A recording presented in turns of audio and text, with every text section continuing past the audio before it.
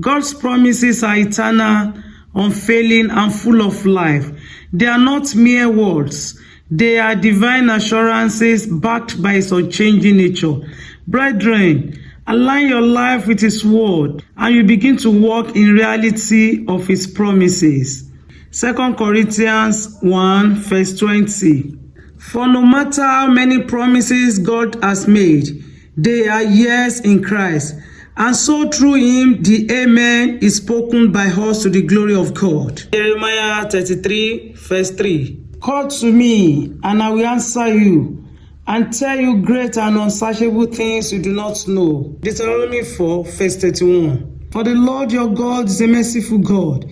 He will not abandon or destroy you or forget the covenant with your ancestors, which He confirmed to them by oath. Jeremiah 29 verses 12 to 14. Then you will call on me and come and pray to me, and I will listen to you. You will seek me and find me. When you seek me with all your heart, I will be found by you, declares the Lord. I will bring you back from captivity. I will gather you from all the nations and places where I have banished you, declares the Lord, and will bring you back to the place from which I carry you into exile. Isaiah 41 verses 11 to 18. All who rage against you will surely be ashamed and disgraced. Those who oppose you will be as nothing and perished. Though you search for your enemies, you will not find them. Those who wage war against you will be as nothing to you. For I am the Lord your God, who takes hold of your right hand and says to you, do not fear, I will help you. Do not be afraid, you warm Jacob. Little Israel, do not fear, for I myself will help you, declares the Lord, your Redeemer, the Holy One of Israel. See, I will make you into a threshing sledge, new and sharp, with many teeth. You will thresh the mountains and crush them, and reduce the hills to chaff. You will winnow them. The wind will pick them up, and a gale will blow them away.